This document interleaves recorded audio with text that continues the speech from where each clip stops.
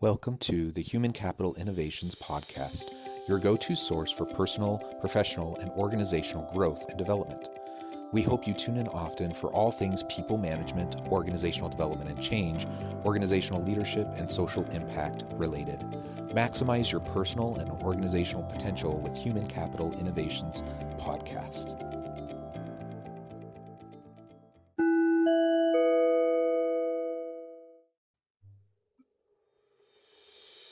Welcome to the Human Capital Innovations Podcast.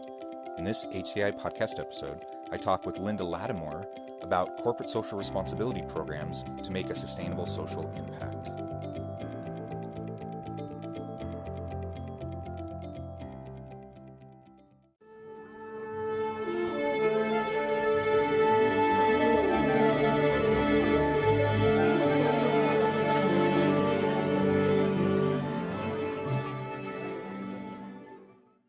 Linda Lattimore, welcome to the Human Capital Innovations Podcast.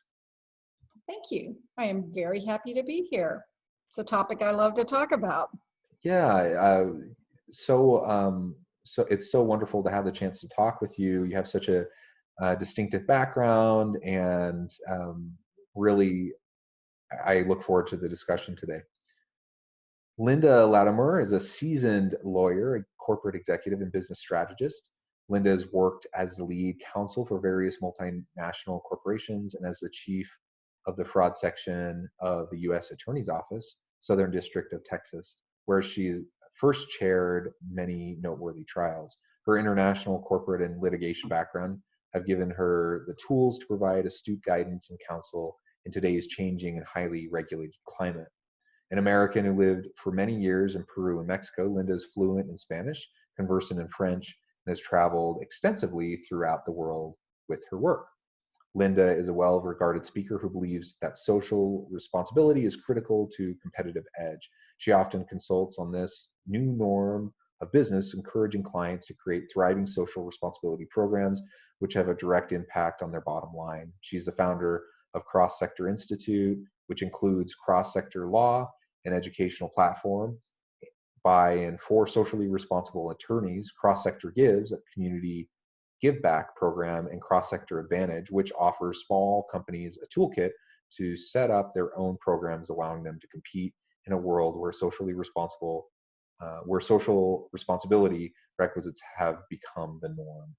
So again, what a fascinating background. Welcome to the podcast. Thank you so much. Thank you. And is there anything else you'd like to add before we kind of jump on into the topic for the day?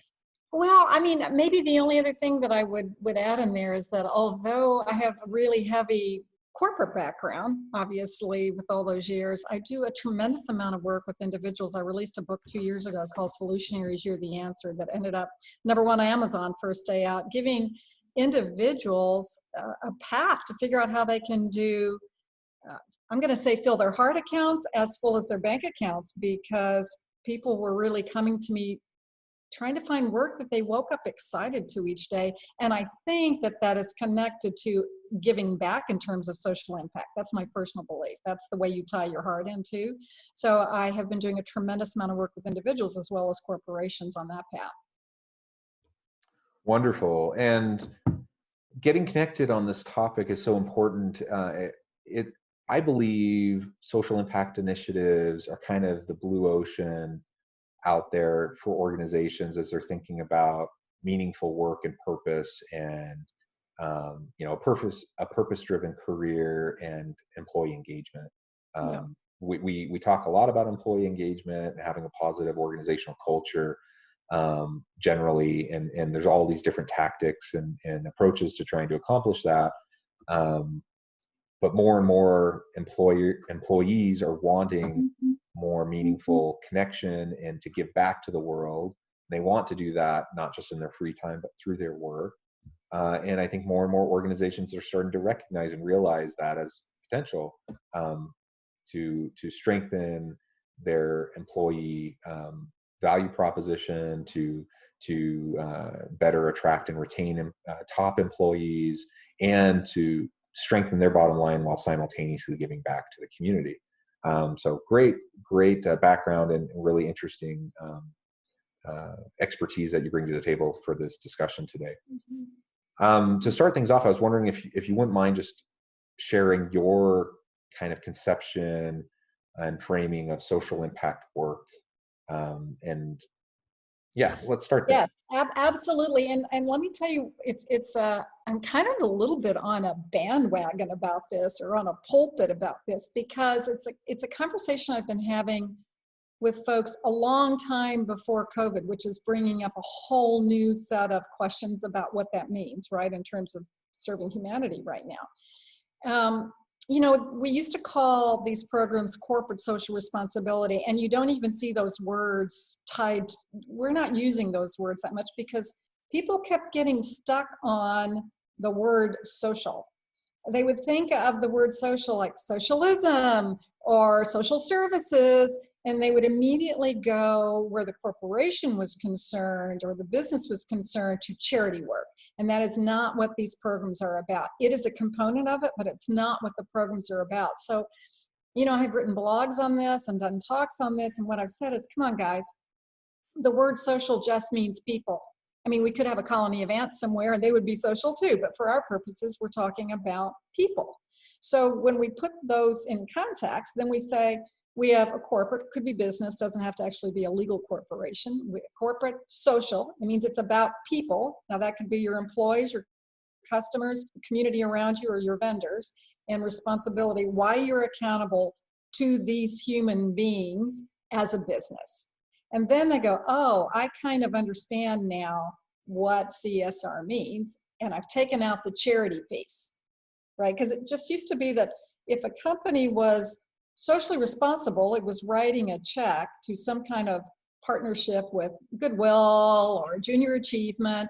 They really weren't using it in terms of how well am I treating my employees, and do I have fair play with my vendors, and do I actually know what my customers want, or am I telling them what they want? And oh, by the way, there is the community piece, which equals our planet too out there, right? So now I think this is finally bubbling up now with this this pandemic that we're sitting in the middle of, because companies are starting to shift to serve humanity in a different way. And I find it a really, really interesting time right now to see how that's going to play out. I think the companies that are doing that are going to be the ones that succeed and roll out of this with a stronger face than the ones that are going to try and go back to the old ways. Yeah, I agree. I think the pandemic just heightens and it brings it greater attention to the need for being in the social good, you know, as companies go about doing their business.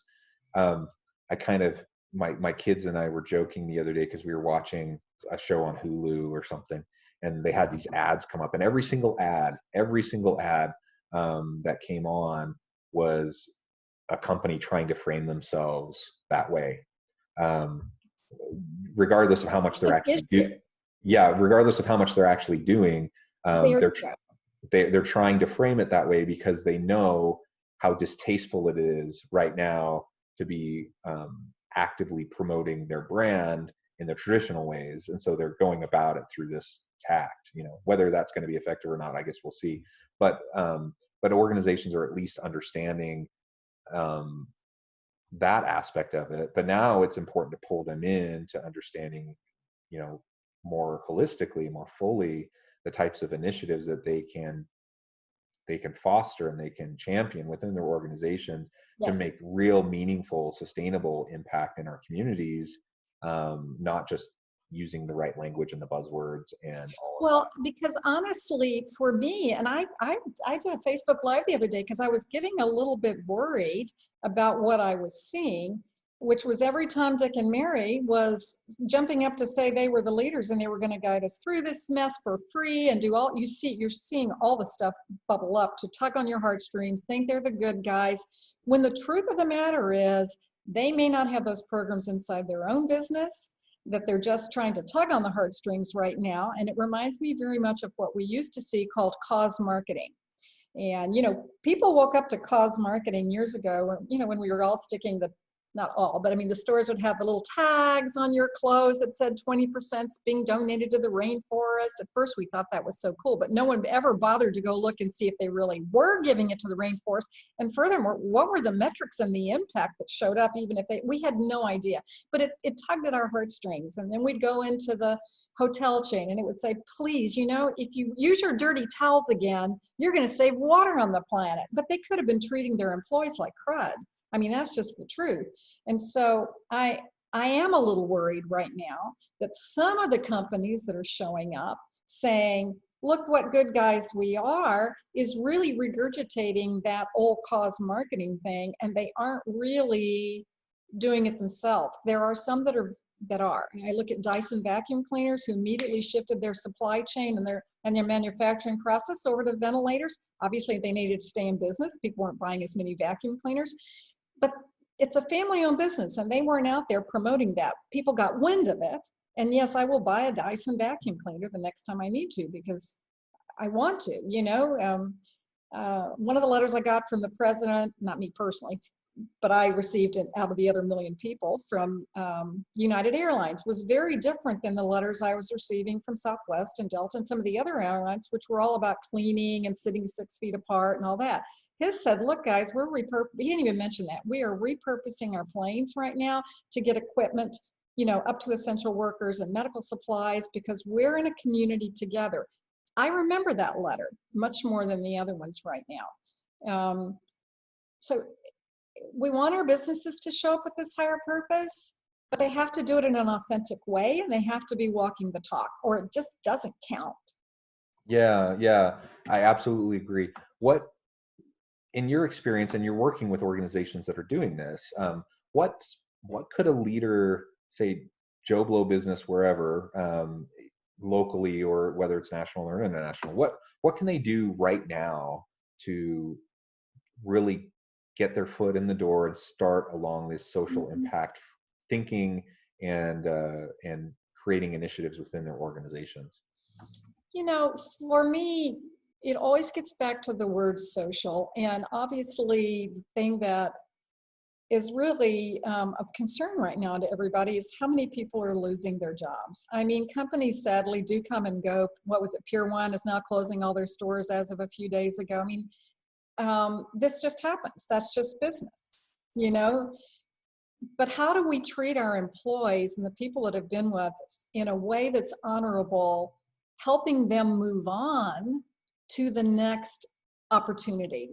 Can we give them the tools to, exit in a way where they're going to succeed? And that's what I'm looking for when I'm talking to these companies. Like, what are you doing to assist this human being on their next step? Maybe you can't pay them right now, but can you give them, some training? Is there anything that you can do? Can you pull in your network and help them find other stuff? That is the social impact piece that affects employees right now. And for me, that's first and foremost, is the human piece that I feel we need to address right now.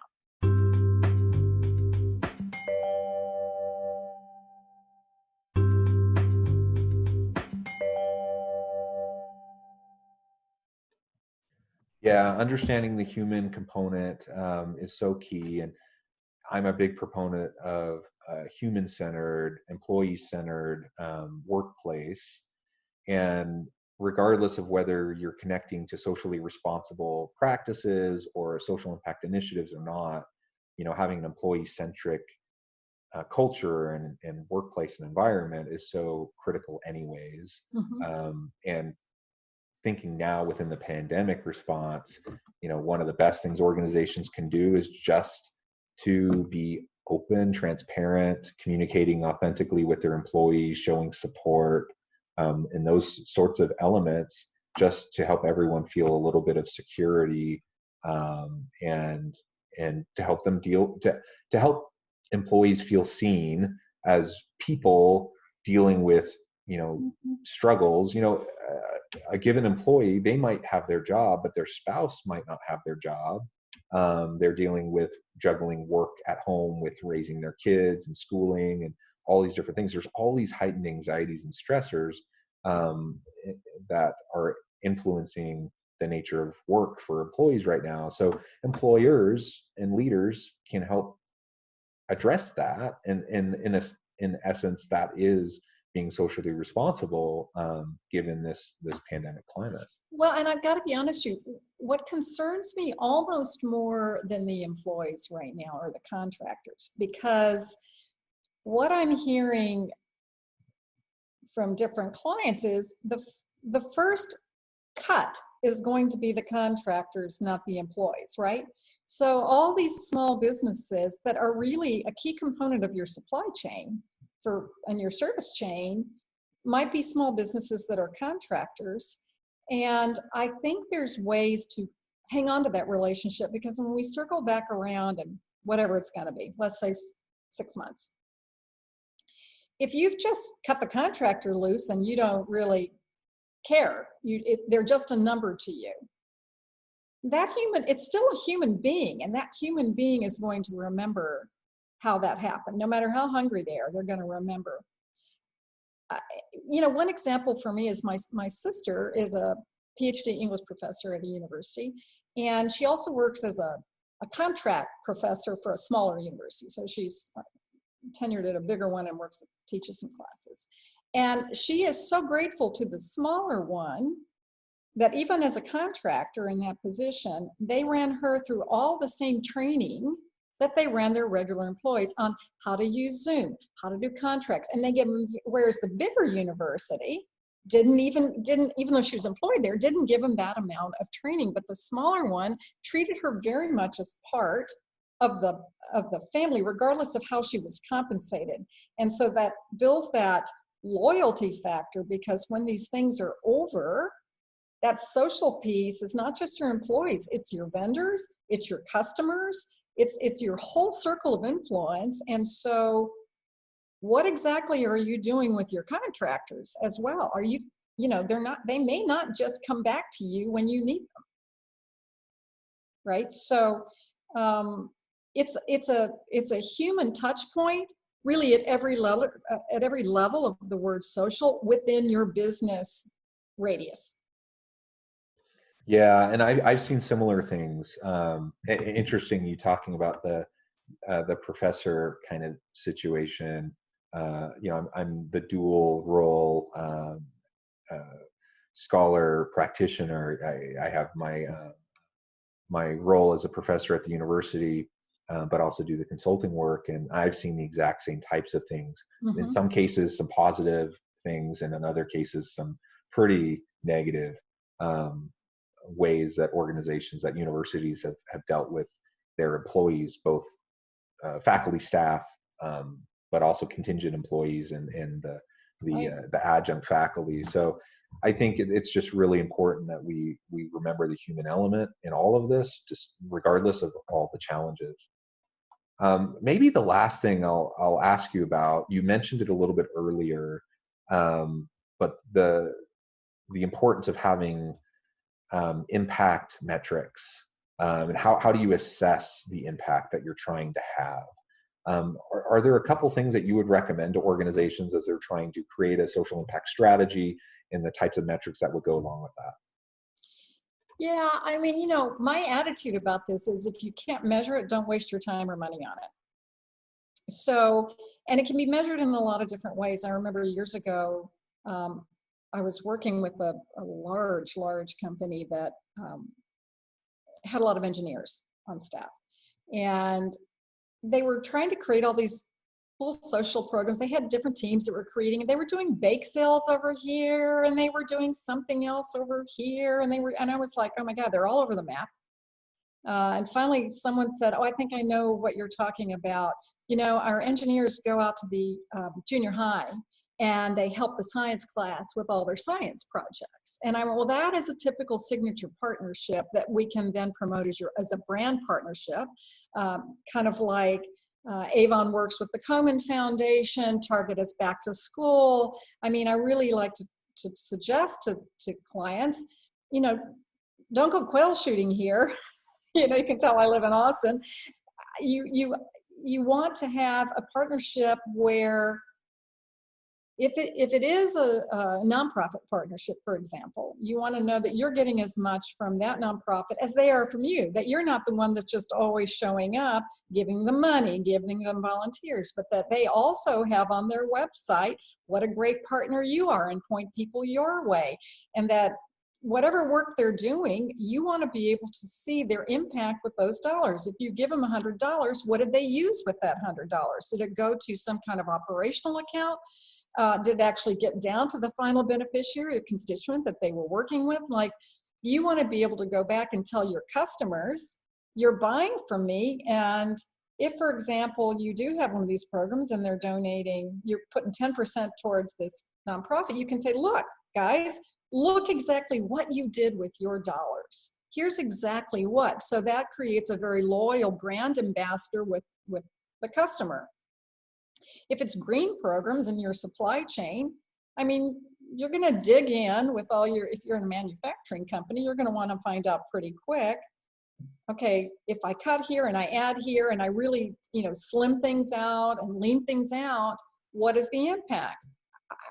For me personally, I think the issue, it's not a problem at all, but the issue sometimes that stops people from getting into these programs is that it's a long game. It's not, you're not going to see necessarily the results this quarter. If you're trying to have great employee programs and that's going to help you with your recruiting and retention process, probably you're not going to see that reduction in the churn rate where those employees are concerned for 6 months to 9 months to a year, depending on how many people that you hire, right? If you have a large pool or short.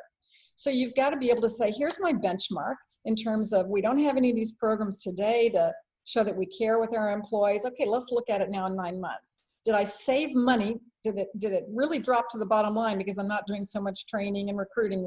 Okay, well, now we know that program works. Same with the green stuff. Okay, if I put in, this is also random and tiny, but if I put in insulation, for example, I'm probably not going to see unless I say what I'm paying in electricity today versus 6 months out. What did I save? So, every single one before you start it, you have to say, well, how am I going to measure it? Here's the benchmark today, and what is going to be the measurement in 6 months or 1 year's time if I implement these programs? And if we can't plan on that, it's no different than a business strategy. Like, how am I going to make money? Your social impact strategy takes some forecasting, right? And then how am I going to do that? And you don't want to do anything in terms of a social impact strategy that doesn't support your business strategy, which was my argument with the engineers and the science project.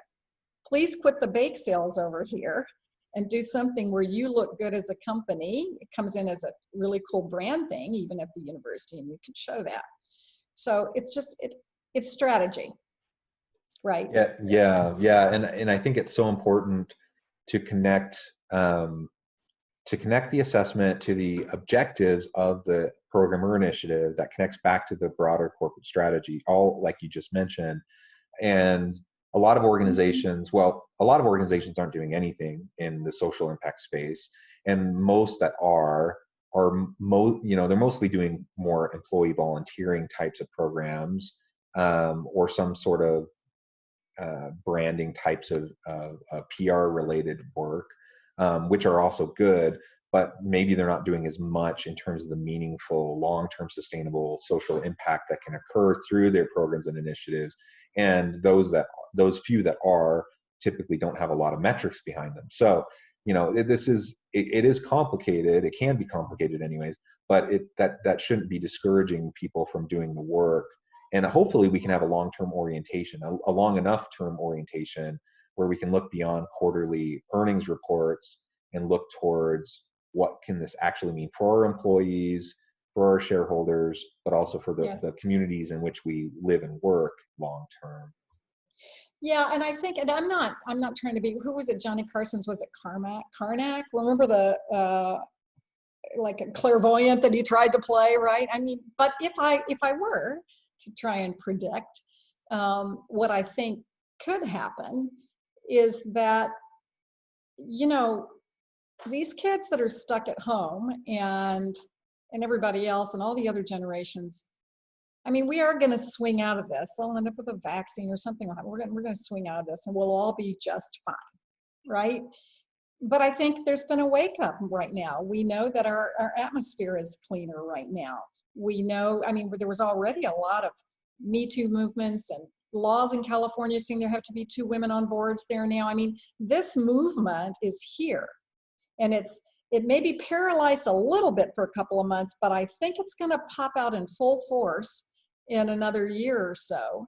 And the companies that can step up to the plate and either show in their annual reports, or I don't like the branding part of it because I worry about the cause marketing, but if they can actually show, track it and say, yes, because we have women on our boards, we are concerned about pay, parity and stuff like that. We are concerned. We spent this time figuring out how we can lean out. People are getting back to their real values right now, which are really important to them. And it's going to show up in our workplace as well. There'll be an initial, I'm hungry, I'm starving, get business back. And then there'll still be this like, okay, we can't get hit like this again. We got to be prepared. Yeah. So those are the companies that are going to succeed, who take it out of the social services headspace into, I have to take care of us and be resilient. Yeah, I absolutely agree. Well, it has been a real pleasure talking with you, and we haven't had nearly enough time to have this conversation. So perhaps we can continue this another time. I'd love to have you back on the podcast. Yes, I would love to. I think we're kindred spirits on this, and I agree, both very passionate about it. So yes, I would very much love to. Well, good. Well, before we close, can you just take a minute and share with the listeners how they can get connected with you and learn more about your work? Yes, absolutely. So I'm pretty easy to find. My website is Linda Lattimore. That's LATTIMORE.com, and throw all that in your show notes. And I offer 30-40 minute just free consultation. You can call me. I'm happy to, we can brainstorm a little bit about what might a social impact strategy be for you. And the other thing that I've been doing in the last month or so is my online class Illuminate, which helps people figure out kind of how they can show up in their resumes, like I mentioned before, and what they bring with their life experiences, not their job skills and stuff. I've been offering any of the podcasts I'm on, like a 40% discount to that class. It's super reasonable. It's only $149 anyway, and it's a big 6-step program, but it's online, it's self-paced.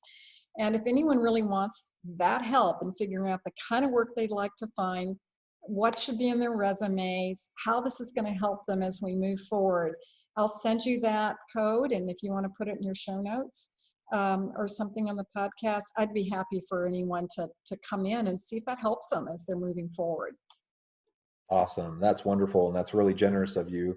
I'd encourage everyone to reach out and get connected and take advantage of your expertise and all the great work that you're doing.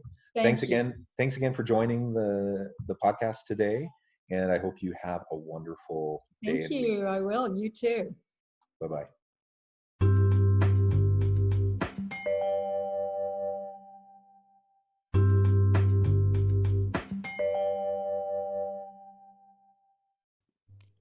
Thanks again for joining us for this episode of the Human Capital Innovations Podcast. I hope you stay healthy and safe and that you have a great week.